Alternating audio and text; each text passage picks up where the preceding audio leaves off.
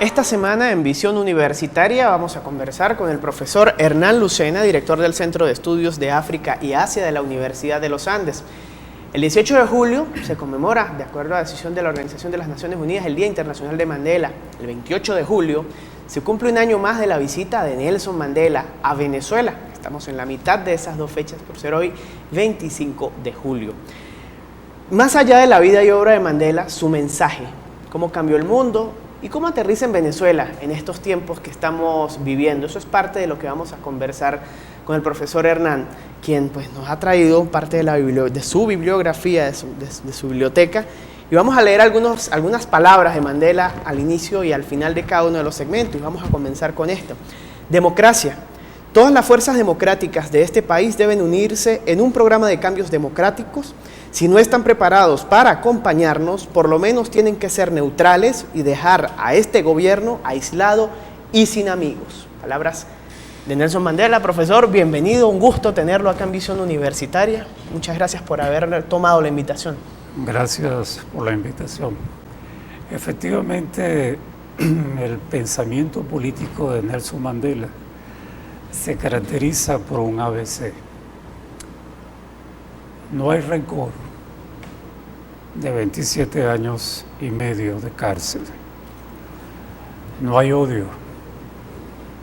Lo que hay es una firme convicción y determinación que la reconciliación nacional para su país, que estuvo sometido casi medio siglo de dictadura racista, de dictadura con un sistema de exclusión donde la población africana no tenía derechos, sino que era indispensable que obedecieran el régimen constitucional, donde la supremacía blanca surafricana, los descendientes de europeos, tuvieron prácticamente 3 siglos de dominación bajo ese principio cultural.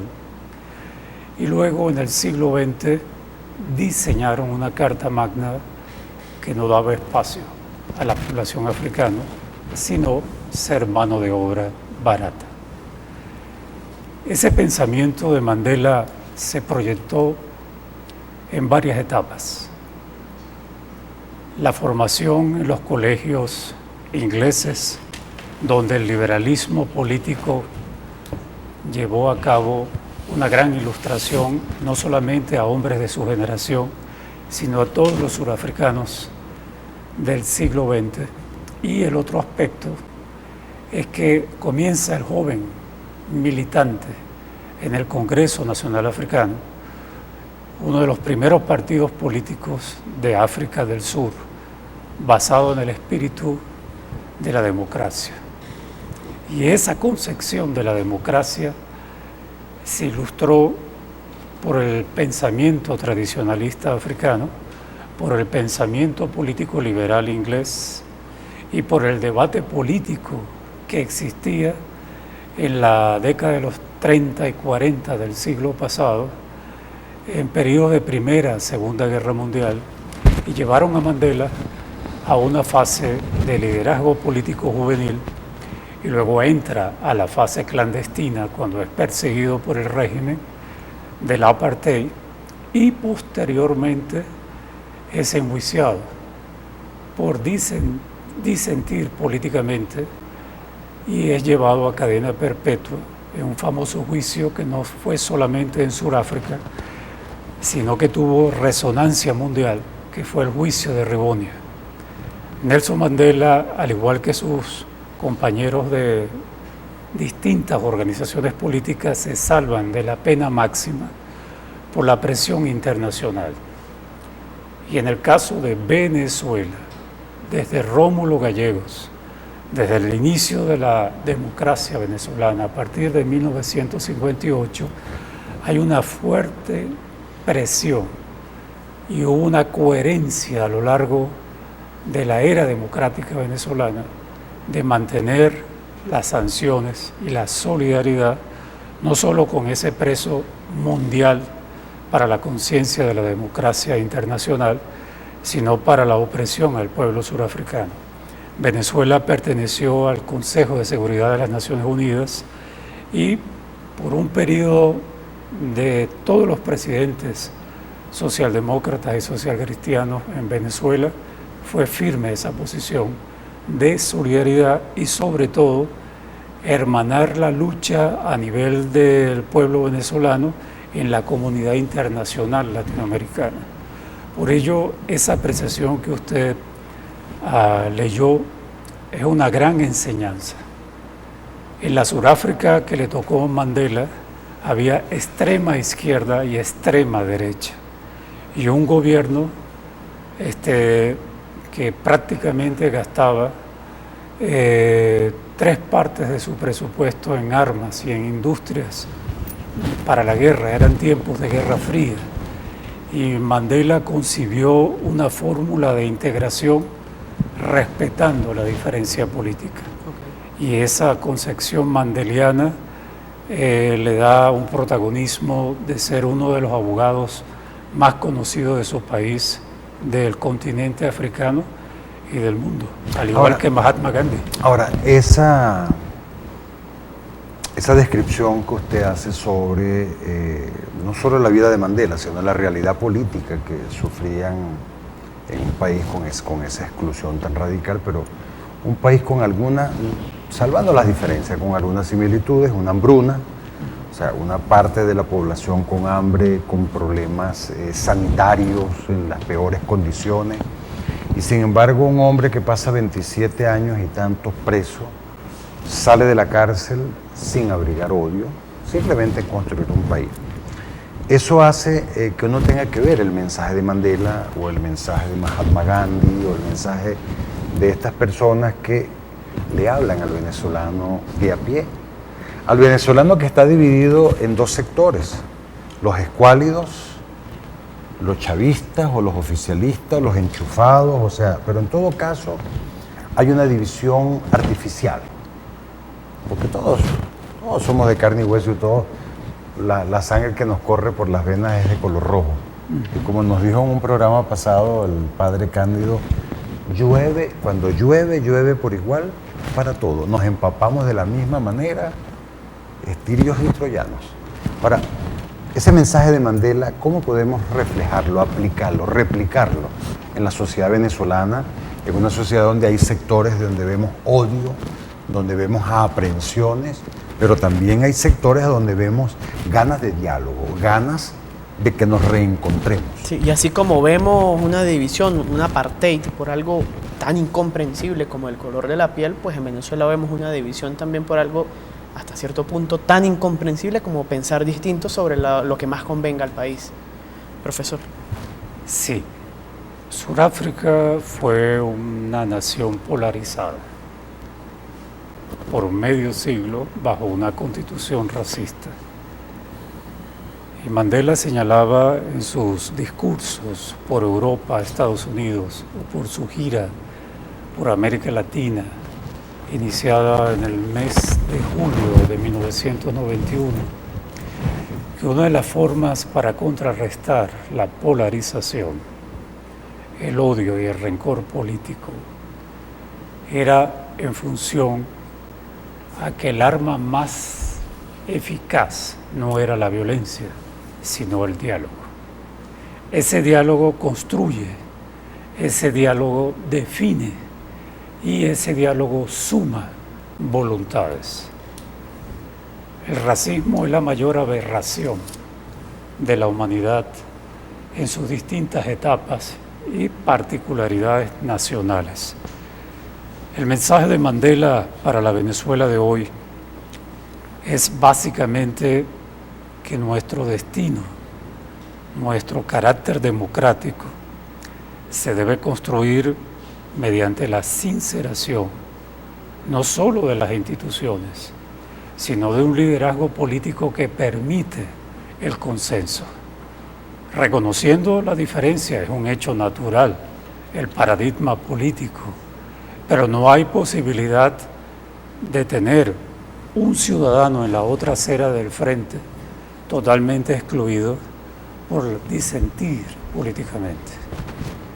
Y Mandela, cuando sale de la cárcel, la primera expresión que usa: vamos hacia una Sudáfrica donde no haya discrepancias y diferencias por ser blancos, negros o miembros del Partido Comunista, que de paso es el segundo más antiguo en la historia de los partidos comunistas, o del Congreso Nacional Africano. Vamos hacia una nueva Sudáfrica multicolor, multirracial, multipolítica, pero todo dependerá de la voluntad y sinceridad. Esa sinceridad pasa por el hecho de que las instituciones y el liderazgo político tienen que poner sobre la mesa la verdad por delante y la no violencia. Dos principios de otro gran surafricano, pero que nació en la India, Mahatma Gandhi. Que fue una de las personas que más influenció a Nelson Mandela, según Sí, pude efectivamente. conocer. Cuando lo entrevistamos en la ciudad de Valencia, le hicimos la siguiente pregunta: señor Mandela, usted fue gandiano, se basó en la estrategia de la no violencia y la verdad. Y él manifestó una respuesta muy sensata: sí, hasta cierto punto. Porque la opresión del régimen del apartheid nos llevó a tomar otras acciones. ¿Cuáles?, le preguntamos. Fuimos acusados de terroristas por tener blancos estratégicos a la economía de la dictadura racista, pero nunca actuamos contra los derechos humanos del blanco o de los aliados al régimen del apartheid. Me tienen todavía en la lista de los terroristas del mundo y pronto me van a quitar esa condición por estar firmemente en la verdad y en la no violencia. Pero el discurso político de Mandela hay que verlo no solo en la realidad surafricana, sino en la realidad internacional y las contradicciones propias que existen entre la dialéctica democracia y dictadura. En este sentido, la mejor contribución como venezolanos del siglo XXI, en un mes de julio del año 2016, es que sinceremos posiciones, porque para usar las palabras de Mahatma Gandhi, señalaba: las dictaduras nunca serán eternas, porque van a caer por su propio peso, ya que el poder es el gran tóxico cuando no eres servidor público, servidor del pueblo y servidor de la misma humanidad.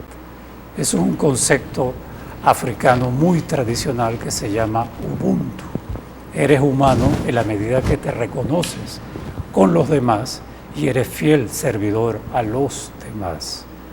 Allí hay una gran depuración de la cultura política occidental, latinoamericana, que se vuelve excluyente en la medida que pierde la perspectiva de la realidad.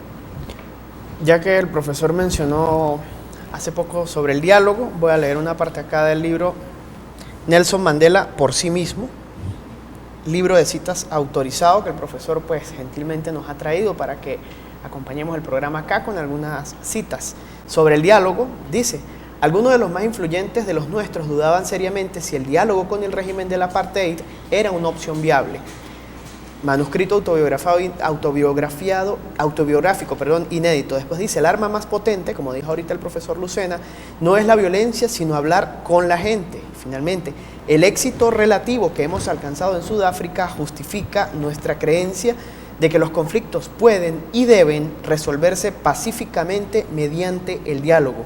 Esto es la filosofía universitaria también, rector, si nos ponemos a reflexionar. Y es que, oyendo a Hernán y oyendo sobre la vida de Mandela, surge necesariamente la reflexión. todas las dictaduras se acaban, todos los sistemas políticos que probablemente el pueblo no quiere tener se acaban. Nosotros tuvimos una situación, 40 años de democracia de partidos políticos que se alternaban, que nos condujeron a un desastre. Se acabó, dio paso a lo que se llamó el chavismo. Algún día esto también dará paso a otra forma de ver las cosas. Pero en todo caso, ¿cuál es la lección de Mandela después que sale de la cárcel? ¿Cuál es el camino que sigue Mandela para reconstruir, más que un país, una sociedad y un sentimiento patriótico o un sentimiento democrático? O sea, en defensa de los derechos humanos, que yo creo que en el fondo era lo que más le debía preocupar a Mandela. Sí, y además reconstruirlo con una actitud de reencuentro, porque pudo haber pudo haber construido un país basado en un nuevo odio, en una nueva venganza, en donde los negros oprimirían a los blancos. Pudo haber simplemente cambiado el orden de las cosas. Complementando la pregunta del rector, pero vamos a hacer la pausa, profesor, porque no quisiera tener que interrumpirlo y nos están informando ya que tenemos que ir a la pausa. Amigos, estamos conversando con el profesor Hernán Lucena, director del Centro de Estudios de África y Asia, sobre Nelson Mandela, su mensaje y cómo aplica ese mensaje en Venezuela en estos tiempos. Hacemos una pausa y ya regresamos acá en Visión Universitaria.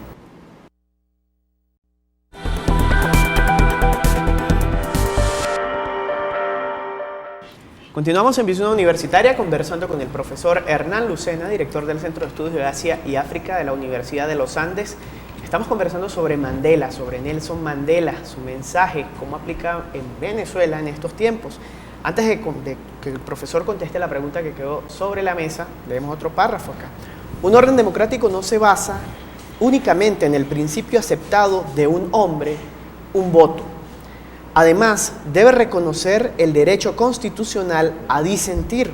También debe asegurar que el poder de la mayoría está tutelado por mecanismos constitucionales. Estas son palabras de Nelson Mandela en su investidura como doctor en Derecho en la Universidad de Soochow, Taiwán, 1 de agosto de 1993. Pero cae como anillo al dedo ese cuento de que lo que vale en el país es que hayan realizado 19 procesos democráticos, pero sin embargo tú no tienes oportunidad de pensar distinto al otro, sin que te llamen fascista. Creo que es una buena reflexión. Profesor. Ahora, le comentaba entre negros o entre el espacio a Hernán, es que también había un presidente, el Leclerc, que fue el que permitió que esto se diera. O sea, hubo un verdadero diálogo. Sí. O sea, ¿podríamos llegar alguna vez a esto en Venezuela? Considero que la estrategia concertada de todas las organizaciones políticas surafricanas contra el régimen del apartheid tuvo los siguientes pilares. En primer lugar, diálogo sincero. En segundo lugar, mesas de diálogo dividido por áreas: economía, área social, educación, salud, vivienda. En tercer lugar, las bases para una nueva Carta Magna en la Sudáfrica de 1990. En cuarto lugar, el establecimiento de una comisión por la verdad que iba a enjuiciar y a asumir responsabilidades tanto para blancos como para africanos durante todo el periodo de la dictadura del apartheid. Allí cayeron no solamente policías, sino políticos, y asumieron su responsabilidad, pero fue una comisión de la verdad que no se quedó en las meras declaraciones de prensa en Sudáfrica o para las agencias internacionales de la prensa del mundo que llegaban hasta Mérida, sino fundamentalmente se concebía un acto de responsabilidades confesadas. Esa comisión de la verdad la dirigió el arzobispo Desmond Tutu, otro premio de la paz en Sudáfrica, cuya hija vino en el mes de febrero de este año y dio unas palabras junto al otro Premio Nobel de la Paz, a Oscar Arias de Costa Rica, y al presidente de Polonia, expresidente de Polonia. Ese evento en la Asamblea Nacional del mes de febrero llegó a la misma conclusión que intentamos abordar aquí. La Comisión de la Verdad depuró las responsabilidades directas o indirectas de la sociedad surafricana. Hay una expresión en castellano de lo que fue la consigna de la Comisión de la Verdad: 5 décadas de asesinatos, 5 décadas de desaparecidos, 5 décadas de represión. Fue la manera de cómo Sudáfrica se evacuó en sí misma con la responsabilidad de sus actores en materia de derechos humanos. En la Venezuela de hoy, la Comisión de la Verdad tuvo un fracaso, convocada hace unos 4 o 5 años, y una vez más se retoma. Pero si no hay una voluntad política transformadora, la imposibilidad se va acumulando y la presión social se va aumentando. Una pregunta, Hernán. Yo vuelvo a insistir con el tema de Leclerc porque creo que es clave. ¿Por qué sale Mandela?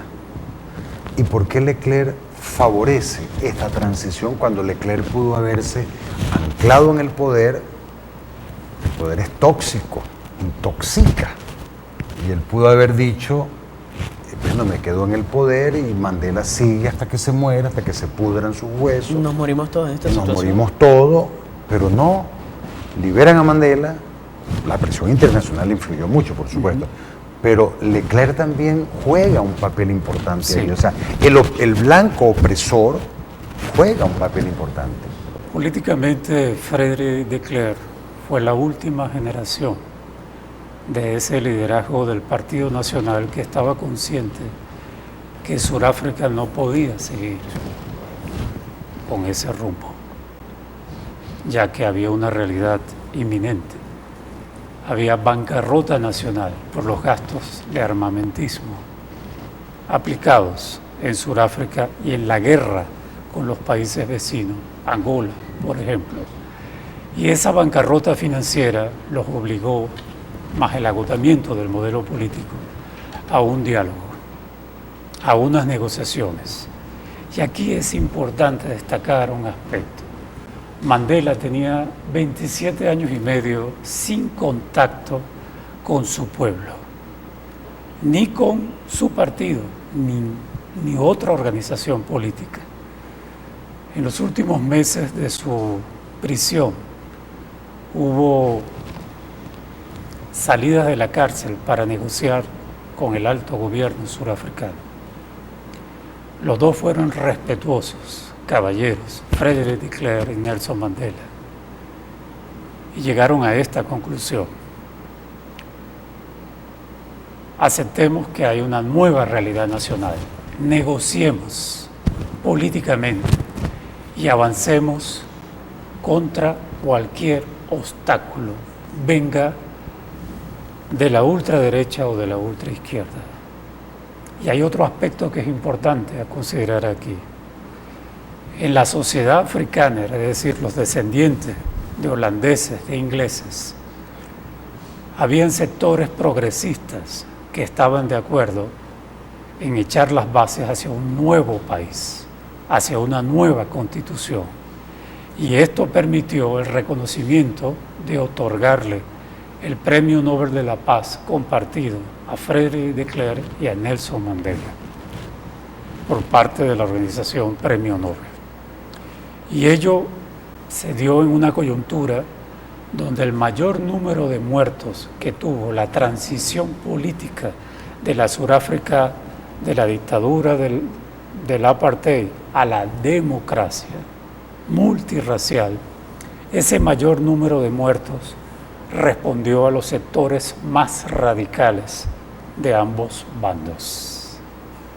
La mejor lección de Sudáfrica para el mundo es que no solo el diálogo construye, el diálogo echa las bases para repensar a asumir responsabilidades y conducir el futuro en base a la realidad más obvia.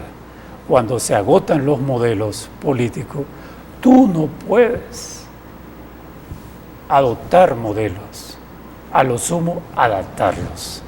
Ese ha sido uno de los errores que hemos cometido aquí. Lo decía Ular Pietri en sus tiempos de Valores Humanos por Venezolana de Televisión. Y ello conllevó a la Suráfrica de ese entonces a insistir en los viejos postulados de la democracia, en los viejos postulados del socialismo a lo africano y no en base al modelo ruso o al modelo chino que imperaba para la época, sino concebir el derecho a la igualdad no por ser blanco o negro, sino por la condición humana. Y Mandela insistía muchísimo en la tesis de Ubuntu en las negociaciones con Freire de Klerk. Hubo momentos en que se suspendían porque grupos pedían colgar a Mandela, otros señalaban ir a la guerra civil. Era un momento muy difícil, pero Mandela insistía en que no hay democracia sin paz, no hay diálogo sin paz, no podrá haber una nueva Suráfrica si los derechos humanos no van a la par de la democracia. Y aquí había una condición elemental para entender el nuevo país que se avecinaba. No solamente era la bancarrota económica, sino que Suráfrica experimentó una bancarrota ética y moral. ¿En qué sentido? La represión, los desaparecidos. Todavía siguen apareciendo cadáveres que están siendo ubicados. Y aquí un elemento que es importante hacer valer a la comunidad merideña. ¿Quién fue el primero que inició la asesoría al Estado colombiano para las negociaciones de paz entre el gobierno y la guerrilla colombiana? Suráfrica. Y fue el arzobispo Desmond Tutu. Profesor, se nos acaba el tiempo y yo quisiera hacerle una pregunta en lo personal. Sí. ¿Cómo describe usted, como ciudadano venezolano, con todo lo que usted conoce de Nelson Mandela, haber tenido la oportunidad de haberlo conocido, de haber conversado con él? ¿Cómo lo marcó a usted en lo personal eso? Bien, diríamos, si me dan un minuto más. Por supuesto. La sencillez, la humildad, y cuando recibió la orden bicentenaria de la Universidad de los Andes, dijo: es un gran honor que la Universidad de los Andes me condecore con esta orden bicentenaria. Lo llevaré por siempre. Aquel que enseña a través del ejemplo marca a la humanidad. Y ese es el sentido de por qué Mandela trasciende en el tiempo, en su país, en su continente, y se vuelve un símbolo universal. Así es, profesor, muchísimas gracias, de verdad. Creo que a todos nos deja reflexionando mucho. Así es. Todo lo que el profesor Hernán nos ha expresado en el día de hoy. Rector. Una gran conclusión. Cada grupo social con sus problemas tiene sus propias soluciones. Mirar la historia de Mandela no significa que va a funcionar para Venezuela, o la historia de Gandhi, o lo que pasó en Chile. Creo que nosotros debemos buscar nuestro propio camino. En lo que sí coincidimos es que el camino es la paz. Yo creo que ahí no hay de otra. Y ahora entienden ustedes por qué nosotros nos sentimos orgullosos de tener un profesor como Hernán Lucena, ¿no?, al frente, no solo de un instituto de investigación tan prestigioso que trata el problema de África, Asia, Oceanía, sino que ha sido compañero para grandes proyectos a lo largo de estos 8 años, por lo menos que yo tengo como rector, y me siento muy orgulloso de que Hernán sea parte de la familia de la Universidad de los Andes. Muchísimas gracias, Hernán. Estamos prontos a iniciar un periodo vacacional. Cuídense. Esperamos verles sanos, salvos, después también de un proceso de reflexión en vacaciones, que cada quien coloque un grano de arena en la búsqueda del camino, en la búsqueda de la paz, en la búsqueda de la reconciliación nacional, en la construcción de eso que yo llamo la nueva democracia venezolana. Así es, yo le quiero agradecer al profesor Hernán por habernos traído aquí unas citas, unos extractos del libro marcados, y voy a cerrar precisamente con uno de ellos, Ubuntu. Hizo referencia a este concepto y además que muchas personas en este momento lo conocen porque Ubuntu es el nombre que lleva parte, está vinculado con Linux y con esto de los software libres en este momento. Bueno, Ubuntu, eso que usted lee todos los días, es lo siguiente. Al igual que otros aspectos de nuestra herencia, la religión tradicional africana está siendo cada vez más reconocida por su contribución al mundo. Ya no se considera una superstición despreciable que debe ser sustituida por formas superiores de fe. Hoy se le reconoce su aportación al legado espiritual de la humanidad, el espíritu del Ubuntu, ese profundo sentimiento africano de que solo somos humanos a través de la humanidad de otros seres humanos. No es un fenómeno parroquial, sino que se ha integrado de forma general a nuestra búsqueda común de un mundo mejor. De esta manera llegamos al final de Visión Universitaria y como siempre los dejamos con visión en positivo. Hasta la próxima.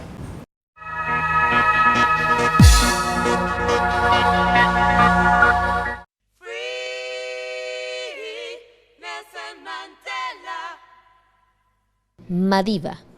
Así conocían muchos a Nelson Mandela. Nació el 18 de julio de 1918 en Sudáfrica y a sus 5 años pastoreaba ovejas y becerros. Fue el primer miembro de su familia en asistir a la escuela y cuando concluyó la educación primaria en una escuela local de misioneros, cursó estudios en el Colegio Universitario de Fort Hare para obtener su título de bachiller en artes. Fue abogado, político y activista de los derechos humanos. Durante su vida, se dedicó a exaltar los más altos valores humanos, pero a la vez supo mantener la ética por encima del cálculo que suele acompañar a los grandes líderes de masas. Fue un ejemplo de tenacidad y su maravillosa valentía y persistencia le demostraron al mundo que se puede lograr lo imposible. Fue condenado a prisión perpetua en Robben Island, en Sudáfrica, y fue acusado de sabotaje y otros cargos relacionados con la subversión. Desde hacía varios años atrás, Mandela formaba parte de un grupo que luchaba violentamente por acabar con el apartheid en su país. Durante los primeros 9 años de prisión, Mandela estuvo prácticamente aislado del mundo. Era una soledad que experimentaba desde una celda más que estrecha, en donde dormía sobre una estera de paja. En esas condiciones, Madiba no solo ganó su primera gran batalla, sino que dio lugar a un profundo proceso de reflexión sobre sus convicciones y sus actos. De esas largas noches de soledad y encierro, surgió un Nelson Mandela lleno de serenidad y de sabiduría, y concluyó que solo los medios pacíficos podrían llevar a su país a la otra orilla. Si Sudáfrica cambiaba, lo haría acudiendo a la persuasión, a la negociación y a la tolerancia. Ser libre no es solamente desamarrarse las propias cadenas, sino vivir en una forma que respete y mejore la libertad de los demás. Después de 27 años en prisión, fue dejado en libertad en febrero de 1990. Ya para ese entonces, había desplegado una ardua labor para convencer de las ideas pacíficas a sus compañeros de presidio. Rompió el cerco de la cárcel y fue alcanzando a los miembros del Congreso Nacional Africano y a las minorías blancas, alcanzando su popularidad proporciones insospechadas. Ya no era solamente un líder político, se había convertido en el líder espiritual de su país. Su fuerza era la fuerza de las ideas. Al salir en libertad, se convirtió en el interlocutor natural del presidente Frederick de Klerk. Ambos negociaron el proceso de democratización de Sudáfrica y abrieron una nueva era para su país. Al año siguiente, Mandela era elegido como el primer presidente negro en la historia de su nación, y los sueños de reconciliación que acarició en tiempos de prisión se hicieron realidad. Ganó más de 200 premios y condecoraciones a lo largo de su vida. Entre ellos destacan el Premio Nobel de la Paz o el Premio Príncipe de Asturias de Cooperación Internacional. A los 88 años consiguió el premio Embajador de la Conciencia de Amnistía Internacional. Además, ha sido nombrado doctor honoris causa por más de 50 universidades repartidas por todo el mundo, incluyendo a la Universidad de los Andes. Y la Organización de las Naciones Unidas conmemora el Día Internacional de Nelson Mandela en todo el mundo cada 18 de julio. Su vida fue una exaltación a los más altos valores humanos, pero a la vez supo mantener la ética por encima del cálculo que comúnmente acompaña a los líderes de masas. Fue ejemplo de tenacidad y su asombrosa valentía y su persistencia le demostraron al mundo que se puede lograr lo imposible. Nelson Mandela o Madiba es una prueba fehaciente del poder de las ideas y de la palabra. Una de esas personas que dejan un mundo mejor que el que existía cuando nacieron. La muerte es algo inevitable. Cuando un hombre ha hecho lo que él considera como su deber para con su pueblo y su país, puede descansar en paz. Nelson Mandela.